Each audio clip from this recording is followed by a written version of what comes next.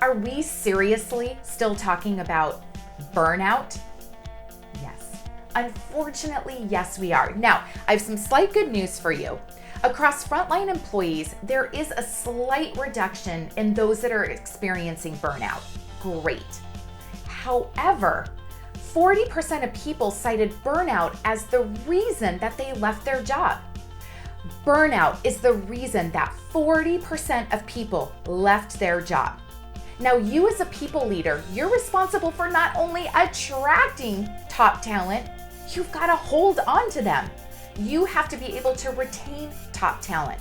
So, if we know that burnout is the reason that 40% of people are leaving their job, let's focus in on burnout as a strategy to be able to retain your employees. So today, I'm going to address the top 3 mistakes that leaders are making when it comes to mitigating your team burnout. Number 1, leaders are not addressing their own burnout. Does this sound familiar? Leaders, you have to be able to address your own burnout. Look, one of your primary responsibilities as a leader is to inspire and mobilize people toward a goal, a vision. How can you possibly do that if you yourself are showing up completely exhausted, depleted, you have reduced professional efficacy? There is absolutely no way that you are going to lead others or even show them how to mitigate their own burnout when you yourself don't have a handle on it. I mentioned that we're starting to see some reduced burnout with frontline employees, but unfortunately for people managers, it has only gotten worse. Gallup reported that across people managers, we went from 28% citing that they were very often or always burned out to 35%. You must address your own burnout and get that under control if you expect to mitigate the burnout for your team. Mistake number 2 is relying on perks. Oh, I'm seeing it everywhere. Big bonuses, increased salary, game rooms, free lunches. And look, those are some nice things, but to use an old school metaphor, that's just icing on the cake. The cake itself is disgusting right now. We have to fix the cake. So as a leader, stop relying on perks. You've got to be able to provide foundational things that are going to retain your employees. So I saw it firsthand. We had this amazing game room at the office I worked at in my corporate job, but it wasn't the people who were burned out who were using it.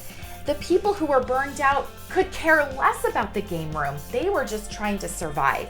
So mistake number 2 is relying on perks. So let's find new strategies that aren't just about the perks. That should be the icing, not the foundational cake, right? All right, mistake number 3 is thinking that increased responsibilities is a way to develop your employees. So you have an employee who is interested in moving up into a different position or making a lateral move into another department. And you say, great, I'm going to have you join this task force or you're going to take over this project. What are you doing? You are just throwing additional responsibilities on their plate when they are already burned out. Unmanageable workload and unreasonable time pressures are 2 of the top reasons that people are burned out. The 2 of the top causes right there. So if they're already feeling like they have an unmanageable workload, your attempt, albeit maybe with good thought, your attempt to provide them development by throwing additional responsibilities on them is only adding to the burnout. So don't use additional responsibilities as a way to develop your employees. So take a look at these top 3 mistakes and start to do some assessment. Pull in the data, take a look what's in front of you and see if you can start to remove those mistakes and start to shift strategies so that you can mitigate the burnout and retain your top tier employees. We are here to forge new paradigms for women and leadership. Until next time.